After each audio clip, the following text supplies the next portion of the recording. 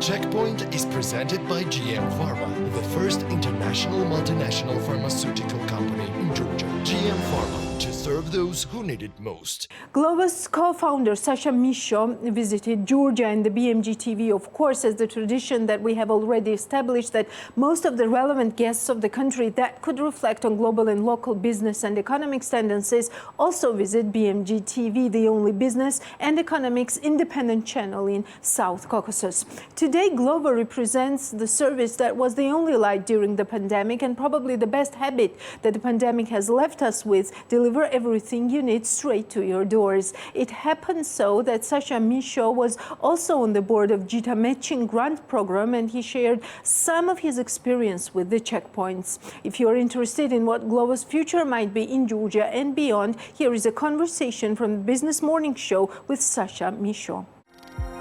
Nice to see you. Nice, thanks for the invitation. Thanks. Pleasure. Thanks for having us.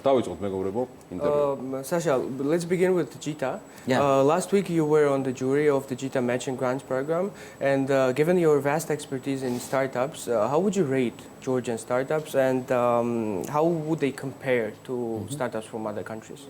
So first, I think the GITA initiative is absolutely amazing. As you know, Glovo is in 25 countries, so I visit a lot of the countries, and there's very few initiatives like that that I've seen worldwide.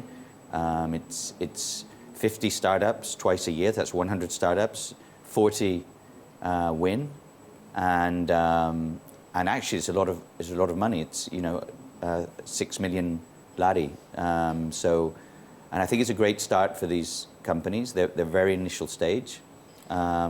The truth is, startups, most will fail. That's part of the ecosystem, but a few will be trapped in.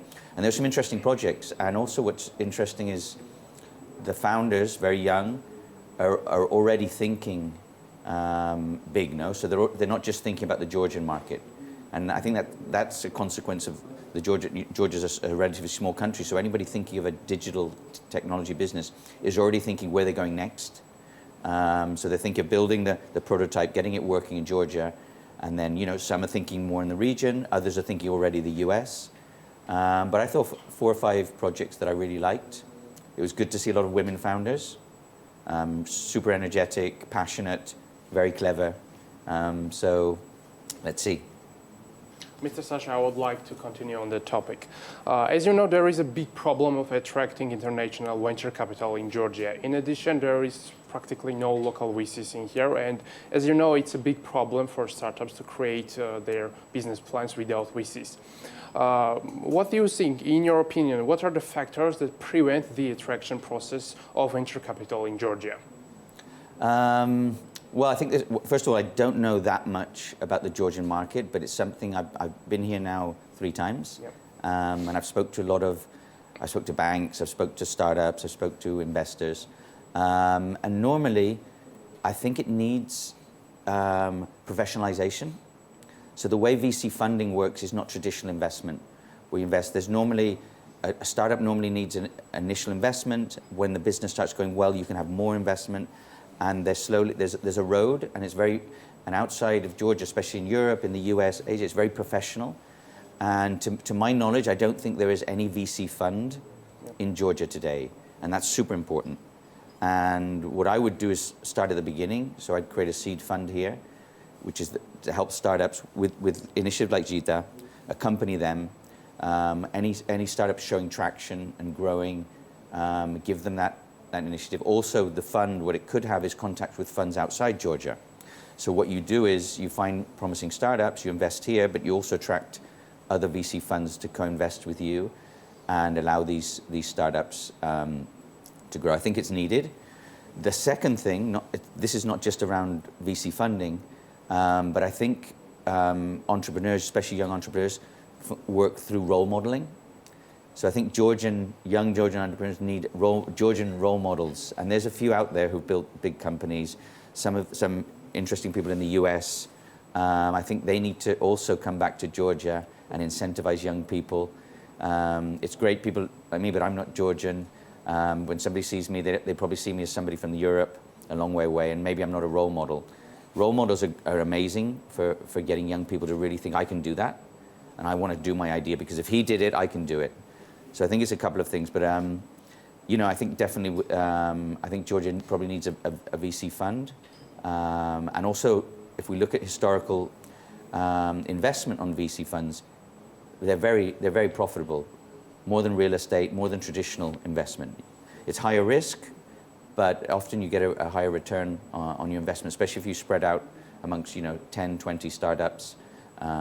Just 2 or 3 of those being very successful will give you incremental on your investment. Yes, agreed. Based on your experience, what advice would you give to Georgian startups? How should they attract capital and investment from both domestic and international markets?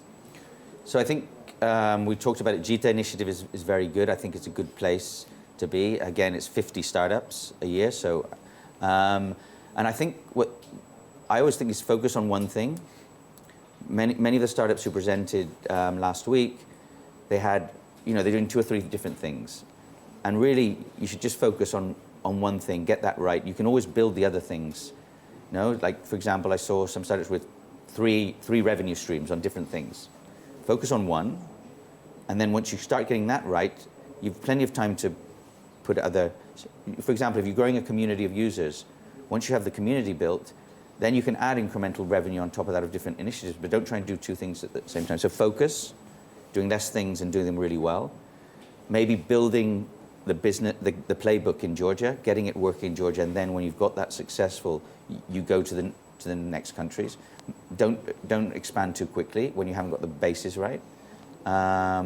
Surround yourself with great team. It should be co-founders. Don't try and do it yourself. You know, I love companies, maybe 2 or 3 co-founders that complement each other. They're not the same, you know. Extroverts with introverts, techies with non-techies, you know, men with women. Compensation and diversity is very important. And yeah, I mean, and go for it. I've very rarely met a founder, whether the company's been successful or not, who hasn't really learned a lot, and after the experience has been super positive.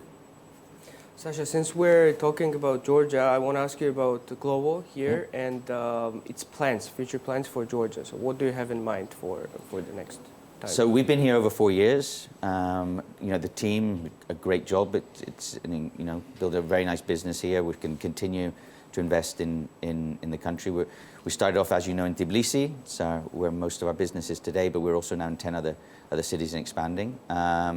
We have a team of 60 plus here in the offices. Super passionate. They've done an amazing job of building the business. And as you know, Glovo is not just restaurant food. We call it multi-category, which is everything. You know, give everyone easy access to anything in your city. So we connect local stores and restaurants. 90% of those are small businesses, by the way. So that's very important. So we're digitalizing small businesses. And I think we see potential to grow, and especially in what we call Q-commerce, which is quick commerce. And I believe that quick commerce is going to be one of the fastest growing segments of e-commerce. So, you know, 10 years ago, I was happy to receive something in 10 days. You know, 5 years ago, it was the same week. The last few years, it's been in 48 hours, 24 hours. But Glovo, what it does, it brings it to you in 30 minutes. And that's quick commerce. So you'll always have quick commerce where you buy something from very far away, but sometimes you want something immediately. And especially, now we're multitasking all the time with our mobile phones. Now we want everything now. And that's quick commerce for me. And that's everything which is non-restaurant food, retail, from pharmacy to electronics to textile. And that's going to be the fastest growing segment, I think, of our industry in the next 10 years. And Glovo's very lucky because we did that from day one. We've been multi-category. So we didn't start with restaurant food. We started always with everything in your city and the magic button in the middle where you can get everything you want. So I think that's going to be the future growth of our business. Groceries, anything that helps consumers get anything they want. Sacha, Georgia is a very small country geographically and population-wise, market-wise. So given all this, how good of a country is it for Glovo? You know, how fastly did you expand here during the last, 4 years? And in general, what do you think about Georgia as a market? Well, Georgia, first of all, is a small country, but that has advantages. For example, it's a lot easier to cover the whole country. Also, you can execute much quicker, so it has certain advantages. It has a limit. There's only X amount of population, so I always say that the worst thing about Georgia is, you know, there's only a small population here. There's not enough Georgians. But anyway, so it's been a great business for us. We're growing 40% year on year, so we're very, very excited about the growth. And I think it has potential to expand, not just to additional cities, but also what I was mentioning earlier, to other segments. So with the other groceries, you know, activating local stores, get them activated. We've just launched Glovo Local, which is an initiative which specifically allows small businesses to digitalize themselves, but not only on our app, they can actually build their own website and sell. We can just give them the logistics side, so they can just do delivery. They can use their own delivery. It's a plug and play where small businesses can actually choose which tools to use and use them. It can also help them with marketing. So until today, you know, retail businesses didn't have the tools to market to their own customers.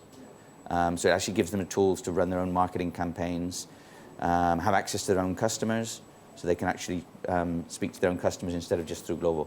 So it's a plug and play initiative that we think is the future of retail digital businesses, because more and more that's the fastest growing segment of most of them. You know, the customers walking into the stores are X amount, but the digital side of their business, what they're building on social media, on their own websites, is growing much quicker.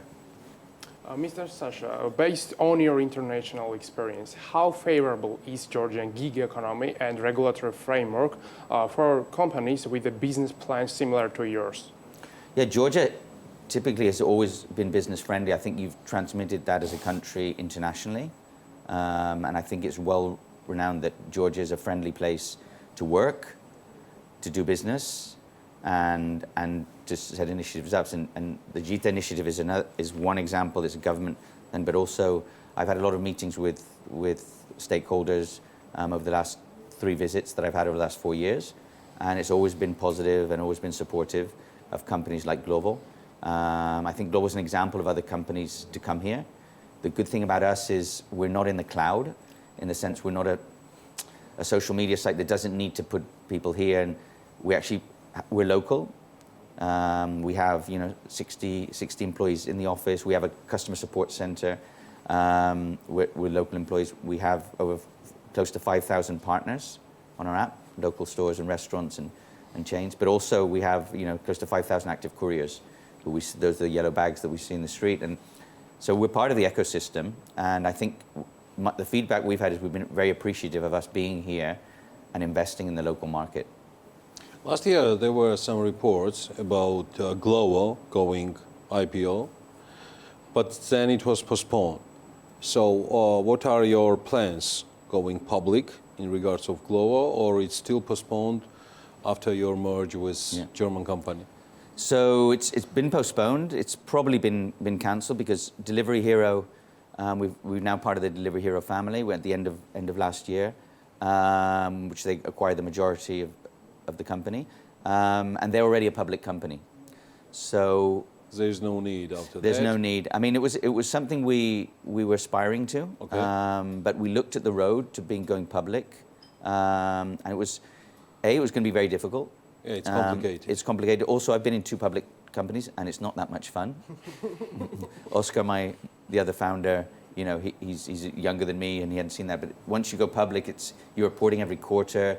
The mentality of the company changes because numbers are super important. And Delivery Hero, we're already a major shareholder of Glovo. We know the CEO and the management team incredible. Has our vision, shares our vision as well. And we thought it made a lot more sense to work with them. It gives us guarantees now. The next 2 years, Glovo can push to be profitable in 2015.